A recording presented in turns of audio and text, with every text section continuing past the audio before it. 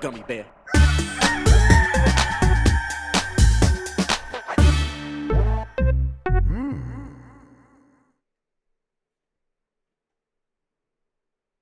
It's the internet. You're busy. Let's do this for September 19th, 2022.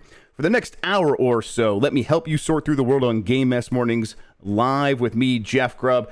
Today, you could tell the Grand Theft Auto 6 leak is real because I didn't say it would happen on a podcast. But first, please join me in welcoming today's co-host to Game Mess Mornings. It's Mike Minotti from GamesBeat. Mike, how are you doing?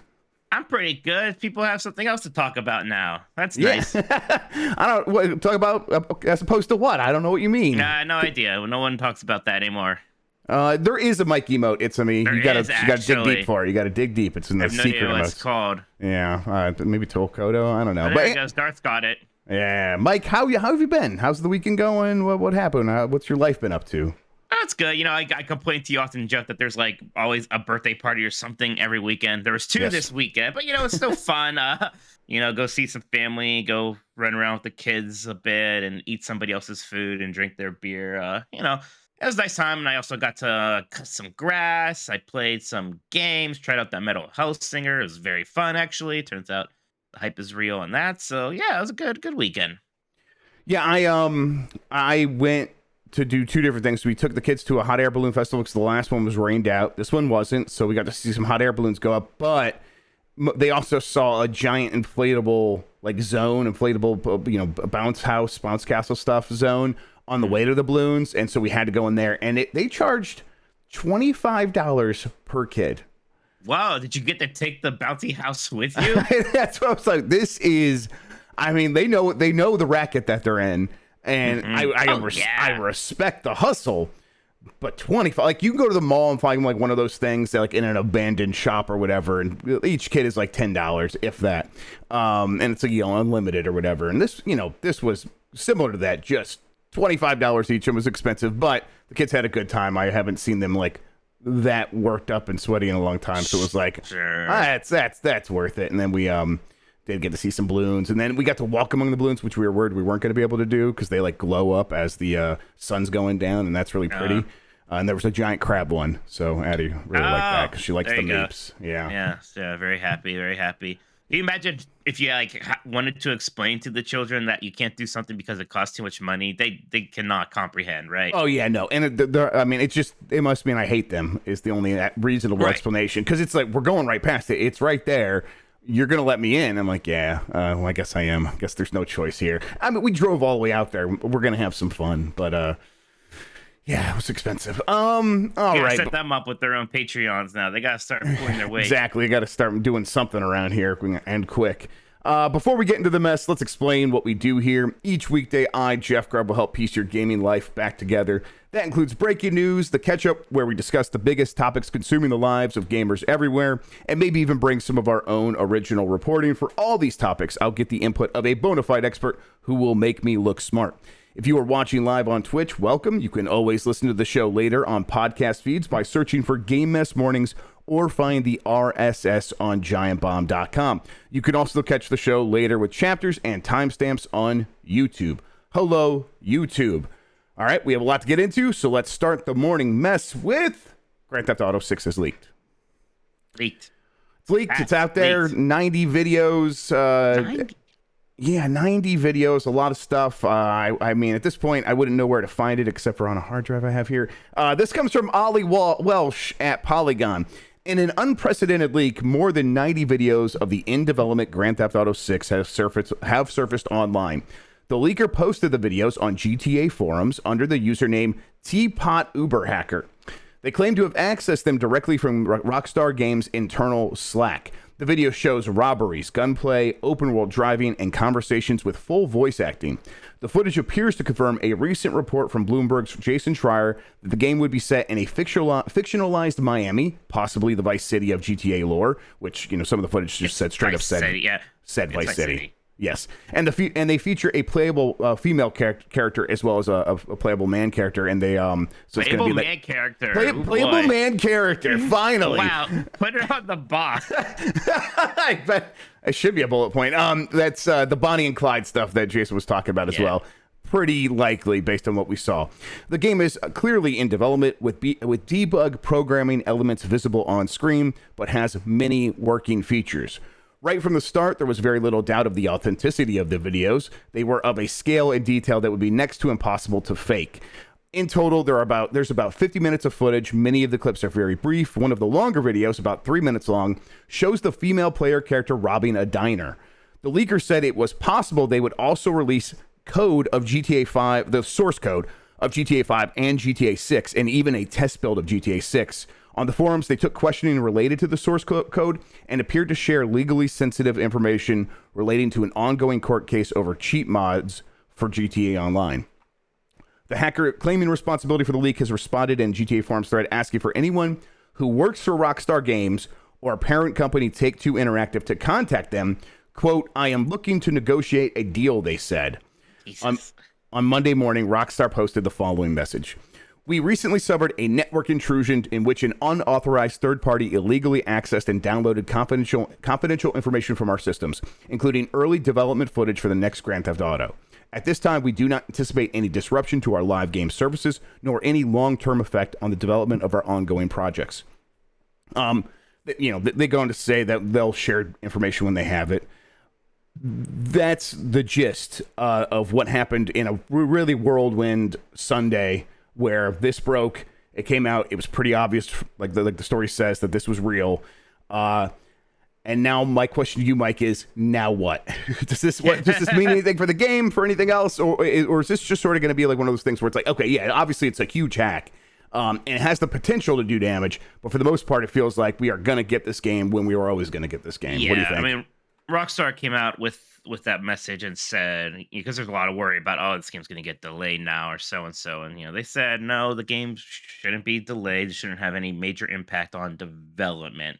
We've seen leaks that have, this reminds me the most of the Half-Life 2 leak from way back when, Jeff, and that one, it sounds like, did have a pretty big impact on development over there. Maybe this one not so much. But my biggest immediate concern is just people using this as ammo for the whole working from home is bad thing, because they had all their information on this Slack network, and look how easy it was for just some rando to get into. I mean, people use Slack in an office, though. That's exactly. Nuts. The line of reasoning there doesn't make any sense. People are still going to have to upload footage to a storage shared repository. That's just how it works. And not just because you want to make it easier for to share with someone across the office. All these studios work with studios around the world. Right. So everything is technically remote, whether you're at home or you're at the office. Now, maybe things could be more secure in an office. Maybe. Chances are, though, there are ways of doing this where, I mean, if someone got your Slack, if that's really how this happened, there are ways to protect against that. There's always more you can do, and they always could have got into it whether you were working at home or not. It just doesn't seem like it would have made much of a difference in this case. But you're right, people are going to argue against that, and maybe that's going to cause disruptions for some of the developers, and I hope not. Take-Two and Rockstar seem to be suggesting that there won't be many changes, at least in their statement. How much we could take them at their word on that, I don't know. And it seems like the biggest potential for disruption would be the source code, especially, I mean, the GTA 5 source code, it might even be the biggest headache, because if that gets out there and it causes exploits for GTA Online, I think a lot of resources will have to be spent addressing those, because the GTA Online is their big moneymaker, and they don't want anything to happen to that or break down that economy. And so if that happens, I would expect disruption. So them coming out and saying, no, this is going to happen, how it's going to happen. Now, again, maybe they're lying to say, hey, we're not worried about it. I just don't know if that would be the case. I think they are probably pretty confident that this isn't going to be much of an issue. And they're mostly just frustrated that they didn't get to announce the game and show off the first footage on their own terms. But it's Grand Theft Auto 6. Whenever they come out and decide to show up, it's going to be in a slick trailer that is going to be completely different from this, right? They'll be completely fine there. And look, it's Grand Theft Auto 6. They are going to be fine. I'm sure there's some disappointment in that, like, oh, this isn't how we wanted people to see this, and so on and so forth. I'm not heartbroken over that aspect of it. Grand Theft Auto 6 is going to be fine. It is going to be one of the biggest games in the world, if not the biggest game in the world.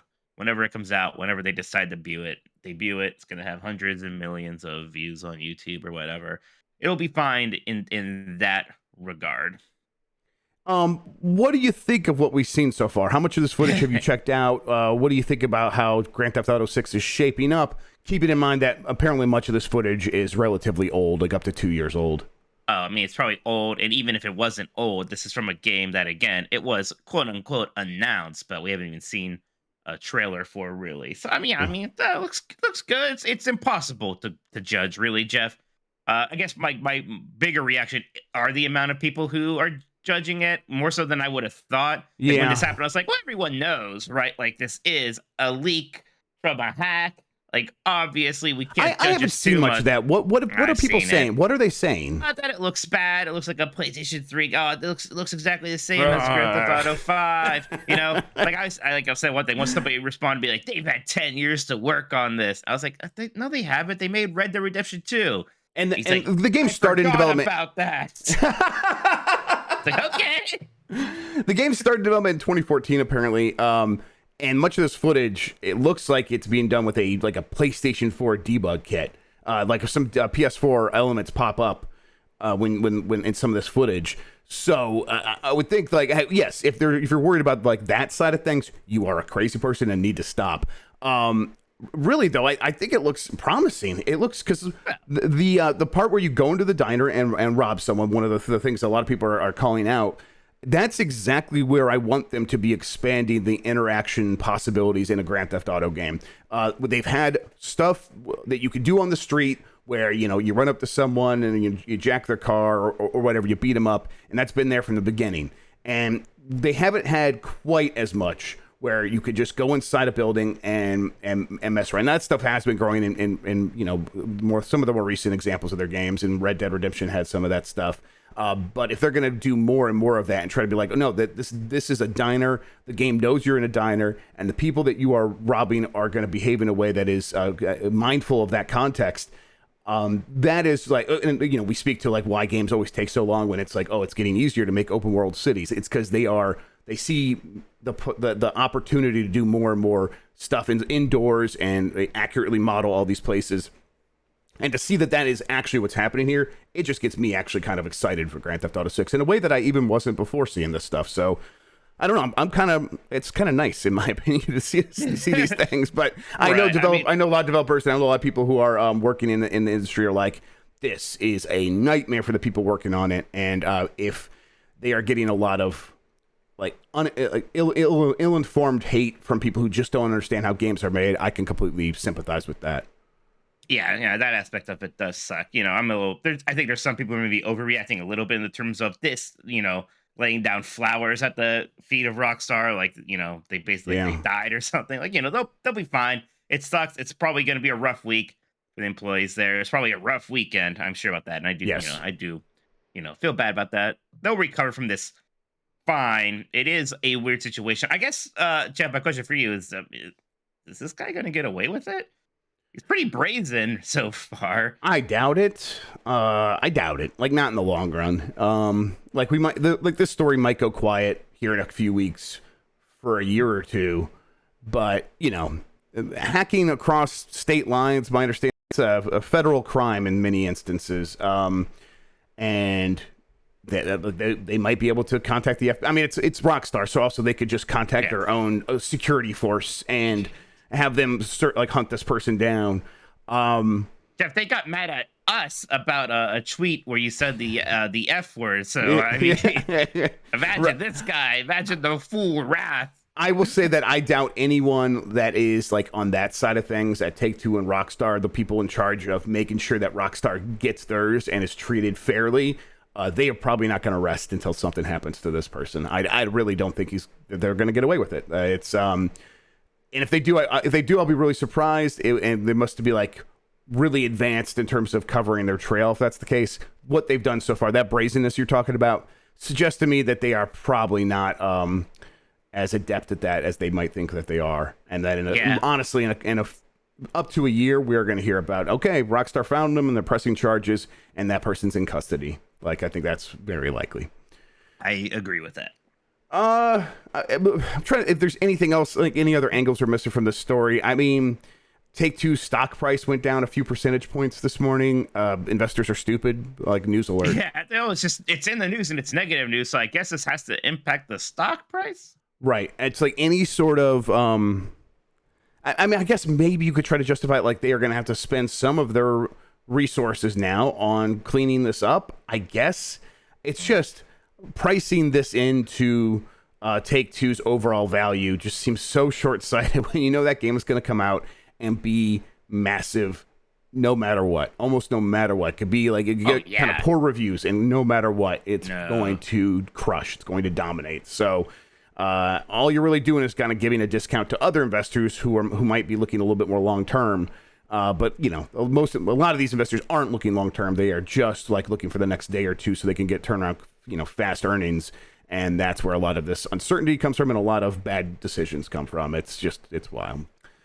All right, let's move along to another relatively wild story. EVGA will no longer make video cards. Mike, are you familiar with EVGA? Only insofar that I see their logo on video card boxes. So EVGA has been making partner boards, add-in boards, which is just like the name of a partner taking someone else's tech and making a GPU based off that. And they've been doing that with NVIDIA since the beginning of NVIDIA, as far as I can remember. They are going to stop doing that. They are no longer going to work with NVIDIA. And, here's some Gamers Nexus on Twitter. EVGA invited Gamers Nexus, who's a pretty well-known tech reviewer on YouTube, as well as Jay's 2 Cents and John Petty, who's the guy who tracks GPU sales across the world. And he told all three of them, EVGA is terminating relationships with NVIDIA and ceasing all video card manufacturing on the grounds of disrespectful treatment, among other things. Employees have been told they will be, quote unquote, taken care of. And this is from Gamers Nexus saying, but we don't see how all those jobs will persist ad infinitum. So here's like that disrespectful treatment. Like, here's kind of what's happening there. Over the years, NVIDIA has been giving fewer and fewer options to these partners like EVGA for enabling them to create custom versions of these GPUs. Basically, you used to be able to do, spruced up versions of transistors and video memory and all these other things. And really, at this point, the main difference is the cooling assembly, like all the fans and stuff, and then the clock speeds. And that was okay for a little bit because NVIDIA would have their cooling system, and then EVGA could do a cooler that was way, way better. And then in recent years, NVIDIA's coolers have gotten very, very, very good. And so this has left EVGA and other partners with very little space to become creative with positioning of these devices. And then on top of that, NVIDIA is taking a bigger and bigger and bigger cut. So the profit margin on these devices is minuscule. It's really, really small. Now, so the number that's been going around is EVGA's GPUs were about 80% of its gross revenue, but that's gross. Like, once you factor in the cost, it's probably still a very, very slim amount in terms of its net profits. And that's about to get like worse because GPU prices are dropping, and it's a bad thing. It seems like right now EVGA is getting out while the getting is good. They had a couple of good years during the pandemic. And now they're like looking ahead, like, there's a lot more uncertainty. We feel like NVIDIA doesn't care about us, so we're probably just going to pull the plug. The one thing though about keeping all these employees around, because they're not going to go make NVIDIA GPUs anymore, and they also said they're not going to go make GPUs with AMD or Intel. That doesn't mean they're not going to do anything with those assembly lines. The likely thing that is happening here is that EVGA is looking to other industries and other that need, sort of graphics card similar hardware. And that's almost certainly the automotive industry, which is desperate for those kinds of systems on a chip for all their vehicles. They're trying to catch up, and it's a much more reliable and understandable business. The margins there are also pretty slim, but the costs are also a lot lower. So it's like they could take these same assembly lines and adapt them to automotive needs for cheaper than it would have taken them to adapt to the 4000 series GPUs that are coming out from NVIDIA really soon. And then but there's a lot more risk involved with going with NVIDIA. So I get what EVGA is doing here. They said that they're only going to do power supplies and like their mouse and keyboards and stuff like that going forward. And then whatever they're going to end up doing with their assembly lines. I bet mouse and keyboards. Yeah, they all these companies do. They all just kind of slap their name on like white label stuff from China or whatever. I see. I think what happens here is in a couple of years, we hear that EVGA has moved on to some other industry and we just never really hear about them, but they're just quietly making money over somewhere where people don't make, YouTube videos about their products that get 10 million hits because of the reviews about it or whatever. Sure. It's got me like, Mike, when you go, like you have your PC, if you were to go build a PC right now, would you really be like looking at like brand loyalty, or would you just go to PC Part Picker and pick the thing that everyone told you to build? Jeff, usually I text you and say, first off, do you have a spare video card? Second off, if not, what should I get? Yeah. And sometimes it has an EVGA logo on it. So sure. I guess my question is, how did they kind of get to this? And is NVIDIA like, is this bad for them? Are they surprised by this? How are they reacting to this? NVIDIA has put out a statement to the effect of, good luck. And that's okay. NVIDIA doesn't care. No. For one part, there are a lot of other partners, and NVIDIA has really beefed up what it's called its founder cards, where it makes the cards itself, and it has been doing that since like the Titans of the 10 series. So for a while now, and it's been growing that segment of its business where it's like you just buy cards directly from NVIDIA. And honestly, that was probably one of the right choices to make when it came to the 20 series and especially the 30 series. Of course, you could always get there was nothing wrong with the EVGA cards or whatever, but it's like at a certain point, if your card is not just at the top of PC Part Picker, you are gonna have a hard time competing, and that has happened. Like EVGA says, they have a ton of cards, they have a ton of inventory that they're just sitting on, like everyone else, and so they're just trying to run through it, and when they get through it, they're gonna be done. But NVIDIA is going to just keep chugging along like it has been. And if it needs to take over more of the market itself, it seems happy to do that. It doesn't really need EVGA, really. And some people point out EVGA also makes motherboards, and I think that sounds right. I've never used an EVGA motherboard, so it didn't come to mind. EVGA needs to bring back the 3DFX brand. I want the Voodoo 2 to return. Yeah. All this went bad when the Voodoo went away. That's what happened. Did NVIDIA acquire Voodoo? I can't remember. I think NVIDIA has Voodoo's or they have 3DFX's. Yeah, they bought them. Like their assets or whatever when it went out of business or what have you. I don't know. I think about the Voodoo 2 a lot. That was like the first time I was aware of video cards was the Voodoos. And it was like everyone wants a Voodoo 2 so you can run like Quake 3 Arena or whatever it was. It looked really good. We'll see more about what happens with the story going forward, but for the most part, it just sort of feels like a space that EVGA just doesn't want to compete in anymore. It's not worth it. They're going to find something else to do with all that assembly line and that talent and stuff.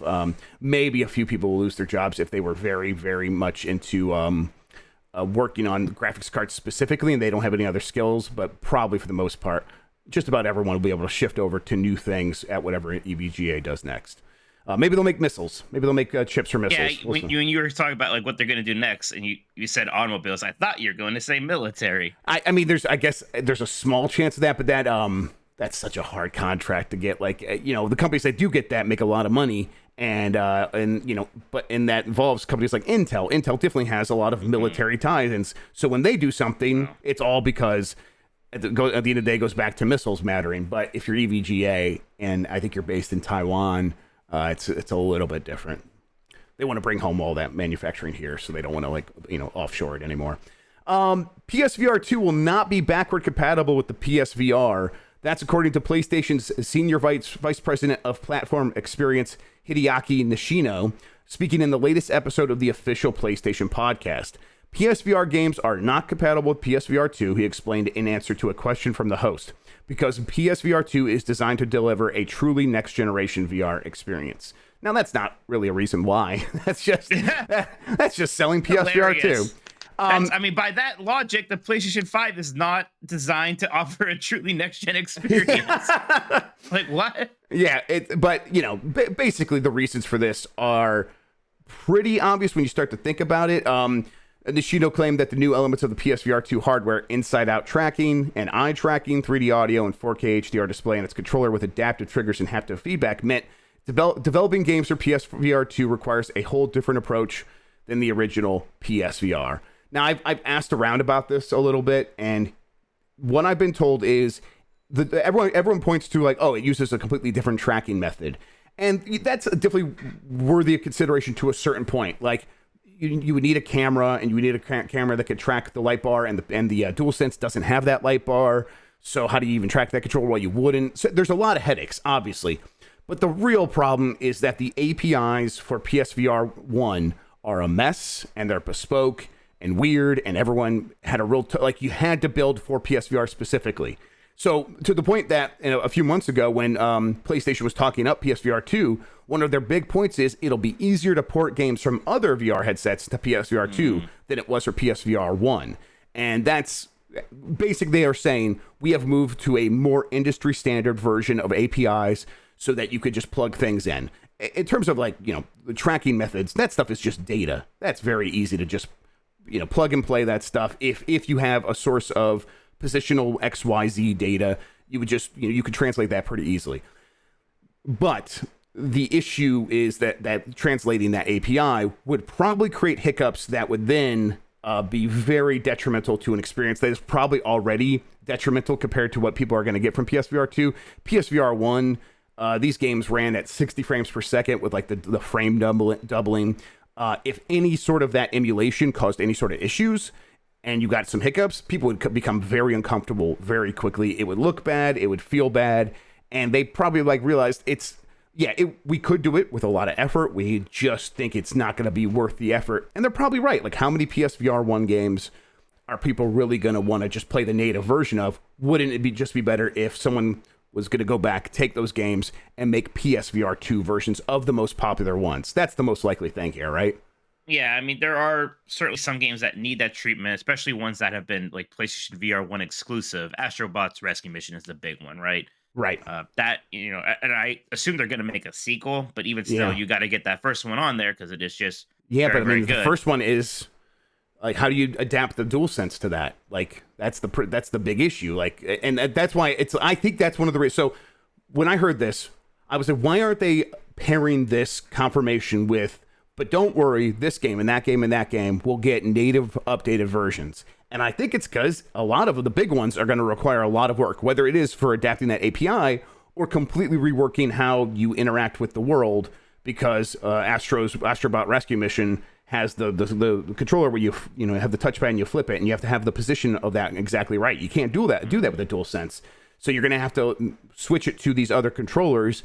So it's going to be kind of a headache. I agree with you, though. I really hope they figure out a way to do that. I'm just a little skeptical that they actually will. Beat Saber, that's going to get a version. I mean, even though Facebook owns that now, that's going to get a version for this, right?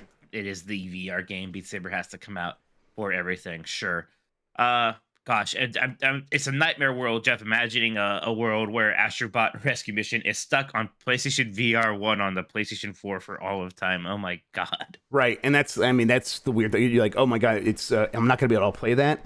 Well, the argument is, well, you can plug in your PSVR if you want. You can get the adapter. You can go get your PlayStation 4 out. And it's like, well, that's not a very satisfying answer. I still am like a little frustrated by this, but I get it. I feel like it's worth like lobbing some of these criticisms at Sony to say, it feels like you could have done something a little bit better than this, but okay, you're not going to. Hopefully the next time we come back and have this conversation, Sony, you have a few better answers, at least if the game was on PSVR and you own a copy and then a PSVR 2 version comes out. Hopefully you get some benefits, if not just the entire new version of the game for free. They haven't said that, so there's reasons to believe it might not be the case. But for now, PSVR 2 is kind of in this weird thing where it's like, okay, we got to start from scratch. And that's another thing. Like, I know they say about there's a lot of games in development for PSVR 2. A lot of them are ports, though. How much VR development do you really think is happening right now? Right, probably not a lot. And like you said, they need some big headline games, but are you really once again going to ask your big studios, your Naughty Dogs or Insomniacs? And I know Insomniac did some VR development before, but you're going to ask them now you got to make a VR game for PlayStation VR 2? Maybe you do, but that's going to be quite a commitment and quite a resource dump on there. How hard do you think they're working to get a Half-Life Alyx port on PlayStation VR 2? Because that seems to me like that should be a priority. Yeah, I'm like almost surprised we haven't heard about it yet. Like if you were doing that state of play and announcing ports of two Oculus Quest games, would have been nice to then have a bigger game to go along those. I know people like Damio, and Star Wars Galaxy's Edge is still a big deal, so people will be excited about that to a certain extent. But it just really feels like, okay, but those games are out there on this other device that is almost maybe going to potentially be cheaper, if not or at least the same price. Sorry, there's a fly and I keep hitting my microphone. And so it's I landed on your face. I know, it's great. Like really, it's attacking me. I hate this thing. But then I'm like, okay, so there's a really big game out there that everyone really wants to come to VR or come to the PSVR 2, and it hasn't yet. So, or you haven't announced it yet. So it's like, okay, could you have done that? And they haven't. I think you're right, though. They are probably working on it. And the next time they have a big PSVR 2 event, that's probably where we will get it confirmed. Yeah, well, it's going to come out like stuff like that. We know there is that Horizon thing, and that's something, but I wonder if that's like one of many or kind of the one. Yep. Xbox suggests more original Japanese games are coming. This is from Andy Robinson at VGC. A senior Microsoft gaming executive has suggested the original Japanese titles are in the works for Xbox. Sarah Bond, who is Microsoft's corporate VP of gaming ecosystem at Xbox, was asked during an IGN Japan live stream on Saturday if Xbox owners should expect original Japanese Xbox published titles in the future, similar to Xbox 360's Blue Dragon and Lost Odyssey, for example. Completely, Bond replied. One of the things that I'm super excited about is that we have over 250 developers in Japan developing games for Xbox right now. 150 have already shipped, 100 of them are in Game Pass, and we recently got to announce 15 titles made in Asia and 13 in Japan.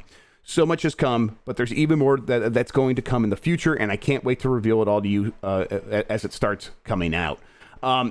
There was a little bit more on this. Game Watch did an interview with Phil Spencer, and he acknowledged Japanese games on Xbox and said, we are working on creating such titles. It's not too much to hope for. We've just met with Kojima-san from Kojima Productions and many other game creators to talk about bringing unique titles to Xbox. We understand that many game fans want that. We are also aware of the common desire for games from Japan. We are working on creating such titles, so please look forward to it. Now, it's one thing to say games are coming out of Japan for the Xbox, and another to be like, yeah, sure, that you can hope that something like a Blue Dragon and a Lost Odyssey could happen again. They would not like lean into the suggestion there if there wasn't something happening, right? I mean, you would hope so, but I mean, who are you getting to work with you? I mean, maybe you could just straight up partner with Mistwalker. Again, I think their last thing was that mobile Fantasian. RPG. Yeah, Fantasian. So sure. Maybe you get Platinum a call. Maybe is it time to bring back Scalebound, Jeff? I think he specifically said there's no hope for Scalebound yet. So he crossed that one out, which maybe makes the rest of this feel a little bit more likely that, no, he said a hard no to Scalebound. At least that's my understanding. And the rest of this, he didn't say a hard no to. So I think you're probably right that conversations are probably happening with Mistwalker. Because that, they did do an Apple Arcade game, Fantasian. That hasn't come to console yet. Maybe they could help facilitate that. And in the meantime, I think a Blue Dragon 2 would be really welcome. Something along those lines. Maybe a Lost Odyssey 2 more so than a Blue Dragon 2. But I mean, maybe even something new that kind of just maybe has elements of one of those. Sure. Yeah, I think it would be time for Mistwalker to come out and do something really big in AAA again, especially when the Final Fantasy mainline series, as much as I love it, is not doing traditional turn-based combat.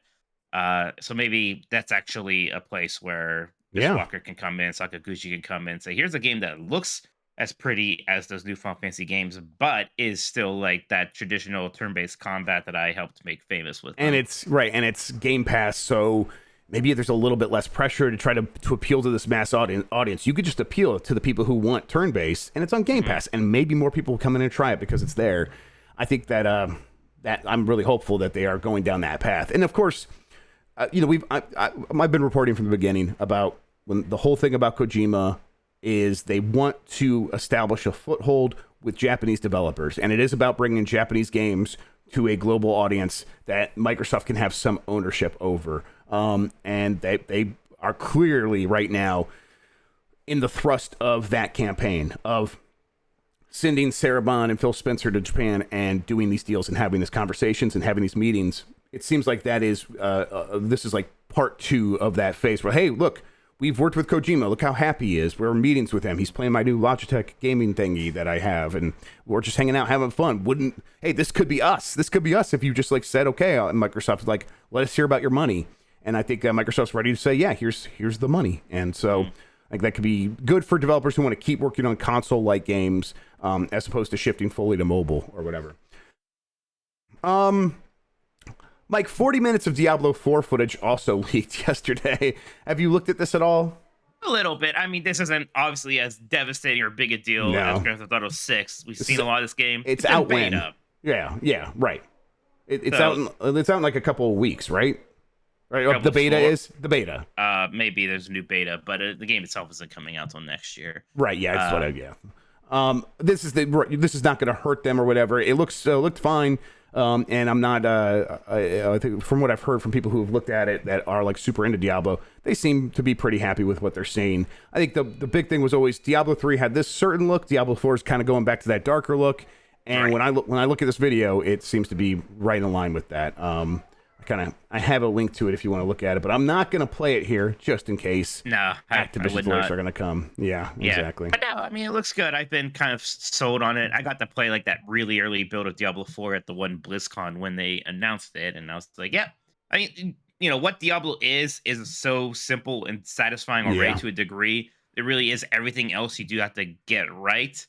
And it's been a while since like all of it was gotten right. Like Diablo 3 when it launched, like that art style was a little bit not quite right, and then some of the mechanisms. I mean, the real world money, the real money auction house, and all that stuff. And Diablo 3 got massaged into a good place, but it still always kind of looked a little off. Then Diablo Immortal obviously has its monetization nightmare. So the hope is like this is the one that's going to bring it all together, and it's going to really make the people who mostly think Diablo 2 is where the series peaked, like me, it's going to make them happy. And looking at this, I'm still hopeful that's the case. It seems like that's what they're going for at the very least. Hollow Knight Silksong has been confirmed for PlayStation. On the PlayStation Twitter, they wrote, "Sharpen your needles, confirming Hollow Knight Silksong is coming to PS5 and PS4. We have not heard about this game since the E3 Xbox show, right? They have not done anything since then. And so a little bit more news, eking out about this game. Something. Yeah, it's eking out there. This time, not leaking. It's eking. And so, hey, that's kind of feels like more good news, right? The fact that they are willing to come out and confirm it's coming to PlayStation. We're probably going to hear more about the game soon, you think? Right. It's a little weird. Like, that was it. And still not I'm not expecting a release date yet, but they don't even put a 2023 at the end of it. And which has some people very optimistically thinking, wow, that could shadow drop this year still. And no, you don't think? I mean, I want to believe there's usually when you shadow drop something, it's because it's a certain level, right? If the game's big enough, you need to market it and really get people excited to buy it. If a game's like kind of below that, well, a shadow drop is like instant marketing in its own way. This game seems kind of above that. I think so too. It's one of the bigger indie games in a long time, indie game sequels in a long time. So yeah, I think that they are going to want to announce a date and get people excited about the platforms about where they need to show up to buy it, and that's what they're doing right now. So I think we get a date, and it's probably the first half of next year, first quarter of next year, something along those lines. It's weird.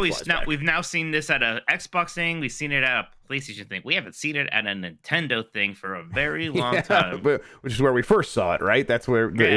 So.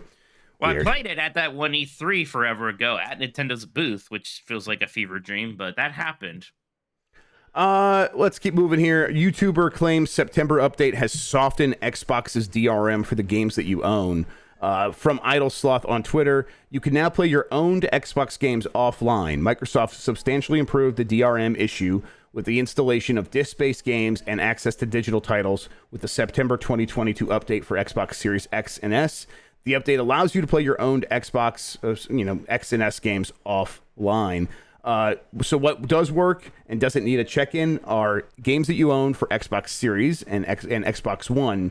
What might not work and will very likely need a check-in are Game Pass games, Xbox 360, and OG Xbox games. Now, if you do a check-in and you go to play like a certain game again, it probably will work offline for a while. But many of those games you almost certainly will still need a check-in. This is nice because a lot of people were worried that once like certain servers go offline, your Xbox One and Xbox Series X and S library might be useless. And Microsoft has apparently responded to those criticisms that began cropping up earlier this year. And now they've maybe not completely fixed it, but at least gone a long way towards, like I said, softening it. You are all digital, right? For the most part on Xbox? Pretty much, yeah. Pretty much. And those digital games should work, it seems like, if you own them and it's on your primary console and things like that. That's kind of reassuring, right? Yeah, that's good. One less thing to worry about, as Forrest Gump said.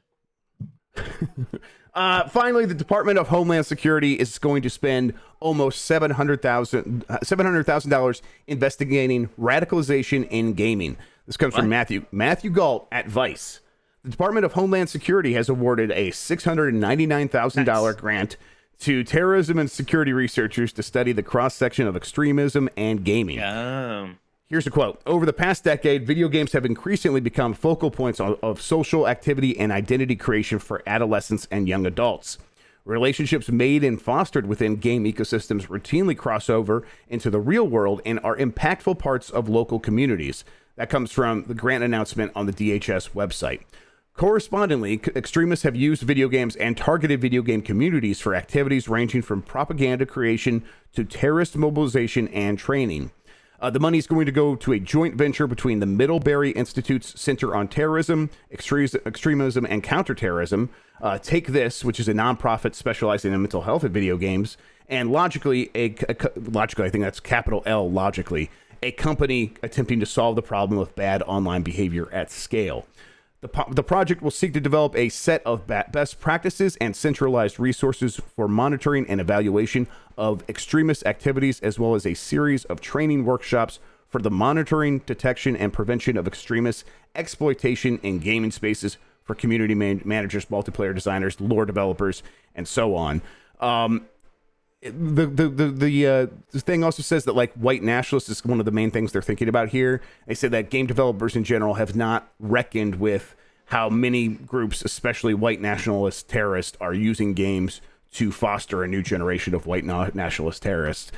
This is interesting that it's happening. It's kind of like, okay, the Department of Homeland Security spotting a potential problem and going after it in a way that feels more nuanced than games make you violent, right? Right, but there is truth to this, Jeff. Right. I mean, we know that these communities can become very toxic, and that this is a minefield here. Obviously, I do think that there are issues to address here. Do I have a lot of faith in the Department of Homeland Security to really tactfully be able to parse through this stuff, to understand how it's getting organized and so on? Because look, there's a lot of bad speech online that could be misinterpreted all the time as well, is this person part of some kind of organized group now, because they're talking about stopping the counter terrorists and Counter-Strike. It can get messy pretty quick. Yeah, it typically feels like a lot of times what happens is these studies get commissioned and they're done to say, hey, we're doing something about this, and then nothing ever actually happens with it. And then, and maybe that's what's happening here, or maybe they do get some best practices for helping developers solve this problem so it doesn't become an issue in the first place. That would be nice. But I think it's, the end of the day, this is probably going to be them looking for ways to better identify what is the pathway through the spectrum of I'm here to play a game. I am here to play a game with the person that constantly uses slurs, and I don't seem to have an issue with that, to now I'm saying those slurs, to now I am going to the websites that person goes to, and then I am going to the in-person meetings that person goes to, and now suddenly I'm a terrorist. There is a slippery slope argument, of course, but it still feels like there is a pathway through all this, and understanding exactly what that tunnel looks like and being able to disrupt it is got to be valuable to a certain extent. Of course, Department of Homeland Security just loves spending money too, so it might never actually turn into anything. There's a lot of other steps there, Jeff, and there's only so much actual organization and communicating you can do in the game itself. That's not about the game. So targeting these platforms like, the Kiwi Farms thing that happened recently, that seems probably more effective. And then, I imagine Discord is probably places like that is where a lot of this is going down. So moderation and whatnot on there. There's Yeah, a but I lot mean, to consider.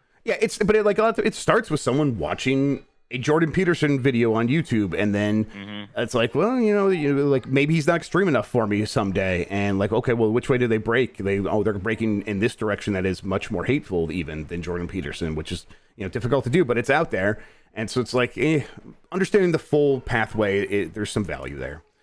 It's a very difficult problem. I'm glad it's not my job to fix it. Yeah, here. I'm just sitting here in this Disney shirt talking to you about video games. Yeah, I mean it's the job you're best suited to, Mike. That's why we have you here. Man, nothing truer has ever been said about me. Let's get to the catch up, where this was another fun thing. It was a whole busy weekend. The Pokemon Company denies claims that it has issues with the Nuzlocke run.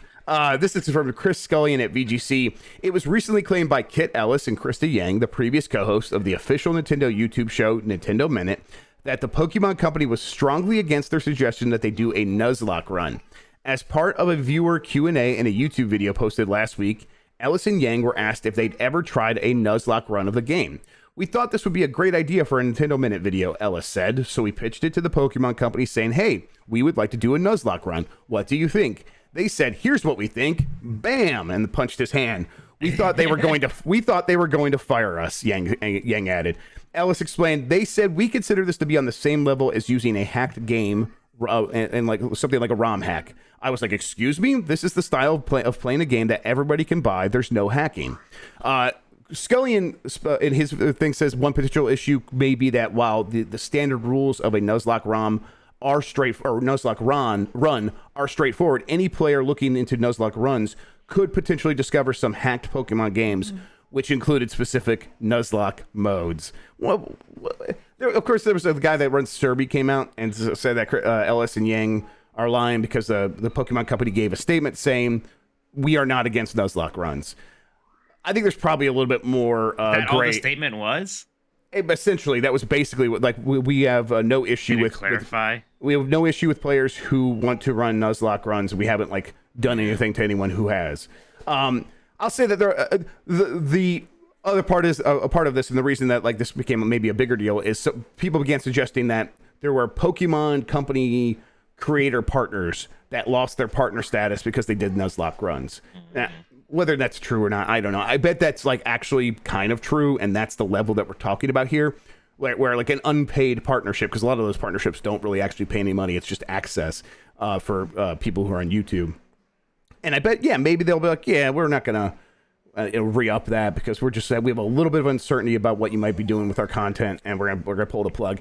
You could still do a Nuzlocke run, and they're not going to like sue you as an individual here. Well, they can't do that. I mean, look, I believe Ellis and Yang, right? I absolutely believe that what they're saying is right here. Yes. And I bet I don't know if it's because the Pokemon Company actually believes this wackiness that it's like so much like a hacked run. Maybe they just don't even really understand what a Nuzlocke run is, and they see this weird name and assume that hacks are involved, right? Right. Like that seems entirely possible. And like today, because they're getting like bad press about it, they actually like Googled it and it's like, oh, I guess this would be okay. Actually, like we yelled at those two randos before because we were in a position of power and we're able to, and it felt good to yell at them. But now that people are mad at us, yeah, whatever. We don't care. This is good publicity for Nuzlocke runs. I was like looking into it. I'm like, oh, this sounds fun. I got my Pokemon Fire Red here. I got a GameCube with a Game Boy player. That's a repro card, actually. That's totally a fake. I can tell. This is an OG, man. This is probably bought at Toys R Us when the fucking thing came out, dude. Let's go.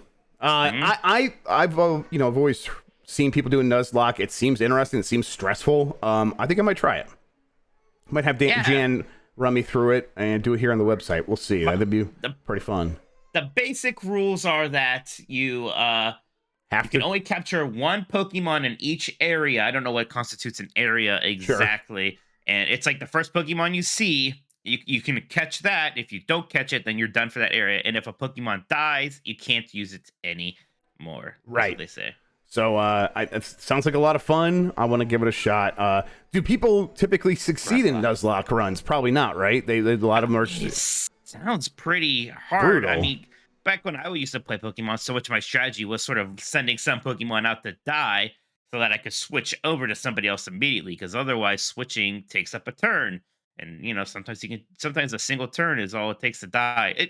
It sounds like what it really does is actually make you use a lot of those items and stuff, like a lot more potions, things like X attacks and whatnot that I would never bother with before. So yeah, I think that's what it's about. Jeff, we talk sometimes about how Pokemon sometimes feels like for some people it's like, oh, it's not as challenging as it should be because I grew up and Pokemon hasn't grown up with me. We talked before about why that's a good thing for the brand.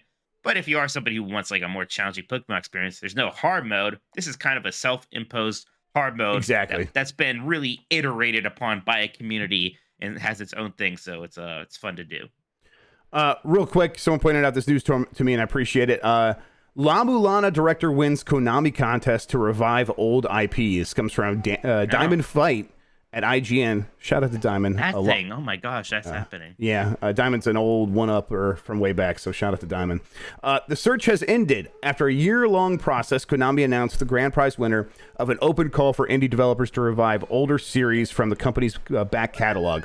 At Tokyo Game Show, we learned first place will go to Takumi Naramura, director of La Mulana and La Mulana 2, as he plans to remake Konami's The Maze of Gallius. What? I don't know. The Maze of Gallius. That's what he's getting to make? Originally released as a sequel to Nightmare for the MSX computer platform in Japan in 1987, Konami brought The Maze of Gallius to the Famicom later that same year. The side-scrolling platform RPG featured two heroes with their own unique skills, Papillon and Aphrodite. I got the first one wrong. Papillon and Aphrodite trying to fight their way out of a castle filled with monsters. It can't even come to the U.S. The Maze of Gallius, Mike! Get used to it! That's the most 8-bit sounding name for a game I've ever heard in my life. God. Not exactly what I was expecting when you're talking about reviving old IP. Yeah. I mean, whatever. It could be good. You don't know, Mike. Oh, I'm sure it could be good, Jeff. There's a lot of games that can be good. Why do you think it can't be good? Why are you being so negative? Because I'm mad that it's not Sparkster, all right? I was never going to be Sparkster, I can tell you that much right now. That's fair. They're also bringing back Suikoden 1 and 2 with HD remasters. They are doing that. I knew we were going to have a busy day talking about other stories, so I'd actually put that here. So a lot of people like those Suikoden games. I've never played one. Yeah, Have you ever played Suikoden? I played the first two. Yeah, they're great. I played them on my Vita back when you can download the PlayStation 1 versions. 2 has a lot of hype, but it is kind of worth playing 1 first. It has some carryover characters. You can even unlock a couple special characters if you have a completed Suikoden 1 save file, which I'm sure is going to be carried over here. Yeah, those are fantastic games. I think it's going to be worth it for anybody who loves JRPGs a lot. And they've been hard games to really track down if you didn't have a Vita or something like that. So, yeah, this is good news. Yeah, some of these screenshots look really not quite HD 2D, not even really close to HD 2D, but it's doing some of the same ideas where it's like, you know what? Suikoden always had the 3D backgrounds with the 2D sprites, right? No, actually, it was pretty much just straight up sprite stuff from what I can remember. Maybe I'm wrong, but it was very spritey. Like back in the day, the maybe argument against the games is that they didn't look like next gen-y enough, I suppose. Suikoden. I don't even know. Everyone's mad at me. You don't say it. Just let me mess it up. Yeah. All right. But I mean, look, the Suikoden 2 is really well beloved. One, because it's fun to, like, your collectible in the game are all these characters, and a lot of them are actually playable characters. The 108 stars at Destiny, I think. But a lot of it is you have this castle town, and the more people you recruit, the bigger the castle gets and stuff like that. So that's fun. And then also the story is just very good. So that's kind of the draw there. All right, I'm going to try one more time. People they're spelling it out phonetically for me here. Nerd bullshit. Wow. Got your asses. Woo. Wow. Woo. Look, you can't say that anymore. You're playing Xenoblade Chronicles 3. You're one of us now. Shit. I'm going to go play Call of Duty and get the stank off me. There you go. All right, let's see here. I ran a poll on Friday. It's right. It's Dab. How many pieces of Sonic the Hedgehog merch do you own? I think we asked this question because Danielle was just like, why the hell not? I think she was right. Okay, 48.4% say 1, 11.9% said 2, 6.4% said 3, and with 4 plus, 33.4%. So it's a lot of people. 0 wasn't an option. It's not an option. Not owning Sonic merch is not an option physically and in life. That's right. by God's law and nature's law. How many pieces of Sonic merch do you own, Mike? Do you think? Oh God, I definitely put it's over 4. I mean, you said comics counted. I used to get all the comics. That alone has me like above like 60, and then got in this room alone. There's probably 5 things. I see a sticker down there. Oh gosh, I see 2 things there. Enemy Mouse in chat says, "You own a toilet, so you own Sonic merch." Wow, that's good. That's fun. All right. What else? Do you have any favorite piece of Sonic merch? Oh yeah, I got my here. I'll get him. This is my doll that I bought from the Best Buy when it. I like you would call it a doll too. That's very good. Yeah, well, it is a doll. It opened in the Best Buy here when it opened in like 1993. I got this Sonic doll, and this was my buddy for a very long time. But yes, this guy's always been a good friend. One time I left him at a hotel in Toronto. My poor dad had to like drive back an hour. Oh really? To get him. Like he realized at the last minute. This is a good boy. We like That's Sonic. A good boy. Yeah. Yeah. Yes. Okay, so my new poll. Are you more or less excited for Grand Theft Auto 6 following the leak? I'm only going to put yes and no as an option because I want people who are like, I don't have an opinion to yell at me because that's always good. All right. I'm going to hit the tweet there. And then, yeah, Mike, what do you have going on? What's going on up here? Good. Oh, yeah, look at this. Everyone could just look at this while I ask Mike, what do you got going on for the rest of the week? What the hell is that? That's the great big guide to games it's from the Good Faces Twitter terrifying. account. Yeah, it is terrifying. You got anything that happened over at GameSpeed or on your Twitch channel or anything like that? No, we have you have your meeting soon. I think we have our meeting today. We're seeing we have our new hire coming in next week. We finally replaced you. So that's exciting stuff. Everyone's mad at me for messing up the poll, which is fair. Let me fix that. What'd you do? I said yes or no, and it's not a yes or no question. I distracted you with my Sonic. This is just bad. This is just really stupid. All right, I mean, I don't know. That poll's pretty good the way it is. Professionals over here. I'm gonna delete that. We're gonna pretend that didn't happen. No one, I'm sure, will ever bring it up again. Yes or no? Yes. Honestly, that's as much as I care about any poll. Really, it's just the reason to have a conversation with the guests. Your options are more or less, Jeff. You got this. More. I believe in you. Less. You can do it. You can do it. I've done it. There you go. I'm gonna play some Monkey Island later today. Return to Monkey Island is out. Let's go. First new Monkey Island game in a long time. I like my Monkey Island. So where's your hype level for this one specifically? Where am I? It's hard. I mean, it's one of my favorite series, so probably a 9. I'm worried that it's gonna be too callbacky. It's because everything they show, it's like, oh, it's that place from Monkey Island 1, and it's that character from Monkey Island 1. It's like, okay, like, I don't really need to go back to Melee Island a ton and see all these familiar things. So I'm hoping, like, that's just maybe the first part of the game, and then it does its own thing very quickly. But I'm very excited. I love Monkey Island. I'm excited to hear your opinion on it. I know you played through all the Monkey Island games. Did you get through all of them in the last couple of months? I stopped at Tails because the Tails, I played when it came out, and I kind of lost a little steam there. But I played through 1 through 4 again very recently in the first chapter of Tails anyway. So I played all of them. But yeah, I played them all in the past, especially the first 3. I played through those many, many times in my life. On giantbomb.com today, I plan to do a Grubby stream, although we're going to go into a meeting. I'm going to make sure that's still happening. And then Bombcast tomorrow, we'll have all our shows. Our normal shows should be going up this week. All the normal podcasts will be happening. Look out for Voicemail Dump Truck on Thursday, on Professional Fridays on Friday. In the meantime, though, I think it's time to get out of here. Mike, thank you so much for stopping by. I always appreciate it, man. Oh, yeah, it was a good time. Thank you. It was exciting. I was like, even as all this was happening, I was like, ooh, I wonder if I get to be on Game Best Mornings this Monday. There's so much to talk about. There was a lot to talk about. Thank you, everybody, for watching. You're the best audience in gaming. Until next time, have a good one. Take care of yourself. And goodbye, and don't let the Pokemon get you for Nuzlocking. Bye, everybody. Don't get Nuzlocked. You get Nuzlocked into Nintendo jail with me. I hit the wrong button. There we go. Now I'm fading. Yes or no?